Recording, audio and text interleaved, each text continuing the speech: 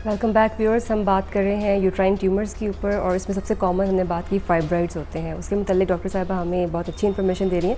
हम सिम्टम्स के बारे में बात कर रहे थे, तो इसके क्या सिम्टम्स होते हैं, पेशेंट को ऐसी क्या अलामात ऐसी नज़र आएँ तो वो डॉक्टर के पास जाएँ चेकअप के लिए और इसके लिए सस्पेक्ट करें कि उनको कोई ट्यूमर बन रहा है बॉडी के अंदर। जी डॉक्टर अनोश, कभी तो इसकी कोई अलामत ही नहीं होती। अच्छा, इसमें ना मरीज़ को कोई प्रॉब्लम होती है और ये ट्यूमर खुद ही बढ़ते रहते हैं और उस वक्त इसको एक इंसिडेंटल फाइंडिंग के तौर पर ये सामने आ जाता है। यही वजह है कि ये जो 15 kg के या इस तरह की यहाँ बड़ी पे तो ट्यूमर्स के साथ आती हैं अलामत जाहिर होती है। यहाँ पे ये पता चलता है कि मरीज़ को कोई ऐसा मसला था जिसकी वजह से उसने रिपोर्ट नहीं की, चाहे वो कोई सोशल रीजंस होते हैं या कोई और होते हैं, उन पे हम अभी बात करते हैं जी। सो लाइन का जो एक हिस्सा है वहाँ पर बिल्कुल ही कोई अलामत नहीं होती, ठीक, या इनका साइज़ इतना छोटा होता है 1 सेंटीमीटर 3 सेंटीमीटर, कभी कभी ये 6-7 सेंटीमीटर्स के भी हो जाते हैं। ख़ास करके ऐसी ख़वातीन जिनका वज़न ज़्यादा है, पेट पे चर्बी ज़्यादा है, तो ये महसूस भी नहीं होती। कभी इनकी अलामात में जो है वो है माहवारी का बहुत ज़्यादा आना, जिसमें ब्लड लॉस ज़्यादा शुरू हो जाता है। कभी ये कि दर्द ज़्यादा शुरू हो जाते हैं, वरना ये इंसिडेंटल फाइंडिंग है जो अल्ट्रासाउंड किसी और वजह से कराया गया हो, लाइक से प्रेगनेंसी में या इनफर्टिलिटी में, जिसे बांझपन कहते हैं, तो तब मालूम होता है कि फाइब्रॉइड है। तो इसका मतलब ये है कि अगर ओवर 30, जब 30 ईयर्स से उम्र ज़्यादा हो जाए, तो क्या वैसे कोई रेगुलर स्कीम होनी चाहिए अल्ट्रासाउंड कराने की, हर फीमेल को कराना चाहिए इस तरह से? देखिए, जिनके तो ख़ानदान में फाइब्रॉइड्स की हिस्ट्री है, बिकॉज ये भी इम्पॉर्टेंट होता है कि जेनेटिकली प्री डिस्पोजिशन होती है। फैमिलीज़ होती हैं जिसमें फाइब्रॉइड्स एक बहन को है तो दूसरी बहन को भी है, मदर को है, खाला को है, फूफो को है, तो वहाँ पर एक हिस्ट्री होती है। ठीक है सर, एक कॉलर है हमारे साथ, कॉल ले लेते हैं। अस्सलाम वालेकुम। वालेकुम सलाम जी, कौन बात कर रही हैं और कहाँ से? मैं मिसेस श्रद्धा बात कर रही हूँ रावलपिंडी से ना।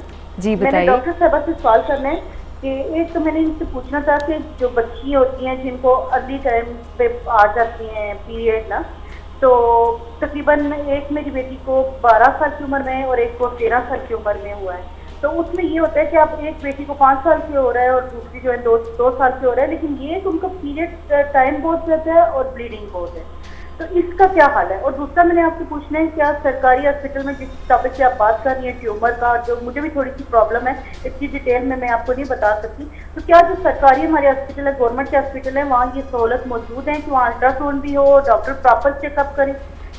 मिसेस शिराजी, वैसे तो डॉक्टर साहिबा जो है जिन्ना हॉस्पिटल में होती हैं, आप उनको जब चाहें कंसल्ट कर सकते हैं आके। अगर आपका वहाँ से आना मुश्किल है तो आप जैसे रावलपिंडी से बात कर रही हैं, वहाँ पे किसी गवर्नमेंट हॉस्पिटल में आप किसी अच्छी गायनेकोलॉजिस्ट को दिखा सकती हैं। अगर आपका लाहौर आना पॉसिबल हो तो शी इज़ हेयर। बाकी हम आपके क्वेश्चन का आंसर करते हैं। You just stay with us. Thank you जी। ओके, मिसेस शिराजी के 2 सवाल थे। पहला सवाल था उनकी बेटियों के बारे में जिनकी माहवारी की या मेनार्की की एज उन्होंने 12 और 13 साल बताई है। ये एज नहायत मुनासिब है। 11 साल बहुत आम उम्र है जिसमें माहवारी शुरू हो जाए और इसमें कोई फ़िक्र करने की बात नहीं होती।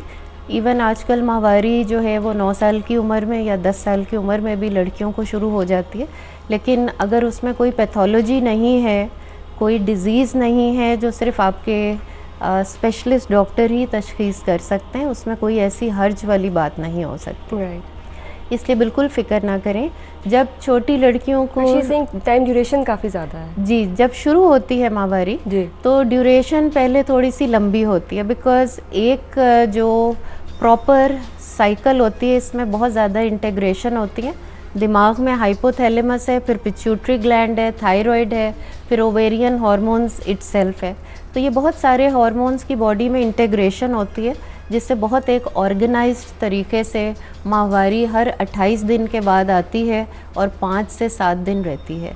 शुरू में ये सिस्टम जो है सारी इंटीग्रेटेड साइकिल का, ये इतना मैच्योर नहीं होता, डेवलप नहीं होता, विद टाइम हो जाता है। तो यहाँ पे आपने सिर्फ ये देखना है कि आपकी बेटियों की ग़िज़ा ठीक हो, वो प्रोटीन्स भी खाएं, कैल्शियम भी लें, दौड़ें भागें भी, क्योंकि ये इनकी ग्रो करने की एज है। एट टाइम्स मदर्स कहती हैं कि जी आप भागें दौड़ें ना, आप बैठ जाएं, ब्लीडिंग ज़्यादा होगी, लेकिन ऐसी कोई बात नहीं है। आप बच्चियों को बिल्कुल जो उनकी रूटीन है, अच्छी डाइट दें जिसमें प्रोटीन्स भी हों, एग भी हो, and let them play and run, ताकि वो ग्रो भी करें, टॉल भी हों। ठीक है जी, गिव देम टाइम। अगर ये मसला आपको लगता है कि कुछ महीने 3 से 6 तक कायम है, फिर आप सिर्फ एक अल्ट्रासाउंड कराएं, ठीक है, जिसमें हमने यही रूल आउट करना होता है कि कोई पॉलिप या फाइब्रॉइड ना हो। Most of the time in more than 90% लड़कियों के ऐसा कोई मसला नहीं होता। ये सिर्फ एक इमेच्योर इंटीग्रेटेड साइकिल होती है जो वक्त के साथ बेहतर हो जाती है। अब आपके दूसरे सवाल की तरफ, इस वक्त पंजाब के जितने भी सरकारी मेडिकल कॉलेजेस और हॉस्पिटल्स हैं, यहाँ पर फाइब्रॉइड जैसा ट्यूमर, जैसे मैंने बताया, बहुत आम ट्यूमर है और बहुत ट्रेंड सारे टीचर्स और सर्जन्स अवेलेबल हैं। आपका बिल्कुल मुकम्मल तशख़ीस भी हो जाएगी पिंडी मेडिकल कॉलेज में, CMH में, जहाँ भी आप अप्रोच कर सकती हैं। और according to the size of the fibroid, according आपकी जो अलामात है उसके मुताबिक इलाज हो जाएगा। राइट जी डॉक्टर साहबा, वापस आते हैं, हम इसके सिम्टम्स की बात कर रहे थे फाइब्रॉइड्स के। जी, तो आपने सिम्टम्स बताई हैं। अच्छा, जब हम कॉजेज़ की बात करते हैं तो जो ईस्ट्रोजन है, वैसे तो एक नॉर्मल हार्मोन है हर फीमेल का, तो इसमें इसकी कैसे कॉज बन जाता है ये इस तरह के ट्यूमर्स जो ये कॉज करता है? जी बिल्कुल, इसमें एक तो ये बात है कि ईस्ट्रोजन जैसे आप कह रही हैं हर खातून में ही होता है जी, बहुत छोटी उम्र से बनना शुरू हो जाता है, 11 साल की उम्र से, लेकिन हर ख़वातीन के अंदर ये वाला जो ट्यूमर है वो नहीं बनता। ठीक। नंबर 1, बिकॉज़ ये जेनेटिकली प्री डिटर्मेंट होता है। जब भी हम किसी भी कैंसर की बात करते हैं उसकी जीन्स की बात करते हैं, ठीक। मतलब बहुत सारे कैंसर्स ऐसे हैं जिनकी जीन्स जो हैं वो शेयर्ड होती हैं। लाइक अगर हम बात करें कि कैंसर ऑफ द एंडोमेट्रियम, यानी कि बच्चेदानी के अंदर की जो झिल्ली का कैंसर है, उसकी एसोसिएशन होती है अंडेदानी के कैंसर के साथ या ओवेरियन कैंसर के साथ और या आंतों के कैंसर के साथ। अच्छा, ये कोलन कैंसर के साथ भी कोई कोलन एसोसिएशन है? कैंसर, तो ये जीन्स जो हैं शेयर्ड होती हैं। इसका मतलब जिन ख़ानदान के लोगों में आंतों का कैंसर है वहाँ पर CA endometrium, carcinoma of the endometrium या ओवरी के कैंसर होने की जीन्स हैं। नंबर 2 पे ये बात है कि इंसुलिन लाइक ग्रोथ फैक्टर्स होते हैं। ठीक। तो ये ग्रोथ फैक्टर्स जो होते हैं ये कुछ लोगों में इनकी जो मिक़दार है वो दूसरे लोगों से फ़र्क होती है और फिर टिश्यू का रिस्पॉन्स उन्हीं में आएगा जिसमें जेनेटिकली प्री डिटर्मेंट है। तो ईस्ट्रोजन गो के मौजूद तो सब में है, लेकिन ट्यूमर बनेगा सिर्फ वहाँ पर जहाँ पर जेनेटिकली प्री डिटर्मेंट है। एक कॉज जेनेटिक आपने बताई है, इसके अलावा कोई और वजह हो सकती है जिससे ईस्ट्रोजन का लेवल बॉडी में राइज करता है? जी, इसमें बिल्कुल ऐसे हो सकते हैं जब मोटापा बहुत ज़्यादा हो। ठीक। मोटापा जो है it is a known cause कि बहुत सारे ट्यूमर्स, बहुत सारे कैंसर्स जो हैं दे आर एग्रीवेटेड, क्योंकि जो बात हमने की थी जीन्स ऑफ द कैंसर, उनके लिए एक स्पेसिफिक एनवायरनमेंट चाहिए होती है। ठीक। और जब वो एनवायरनमेंट फुलफिल हो जाती है तो वो ग्रो करना शुरू हो जाते हैं। ओबेसिटी जो है या मोटापा जो है उनमें से एक चीज़ है। कॉलर है हमारे साथ, एक कॉल ले लेते हैं। हेलो, अस्सलाम वालेकुम। हेलो, अस्सलाम वालेकुम। वालेकुम सलाम, कौन बात कर रही हैं? जी, मैं मिसेस शराज बात कर रही हूँ। जी मिसेस शराज, क्या हाल है आपका? जी डॉक्टर, ठीक है। डॉक्टर, मेरा प्रॉब्लम ये है कि मुझे ना 6 साल से ना राइट साइड से पेन होती है। ठीक है। तो कुछ डॉक्टरों ने कहा कि आपकी ओवरीज में ना पानी की थैली है।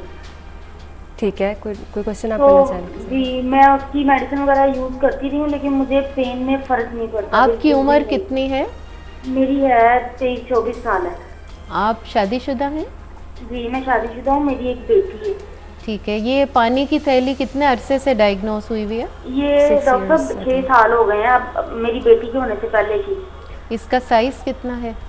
कहते हैं जी 2 मटर के दानों जितना है। ठीक है जी। आपको दर्द कितना रहता है?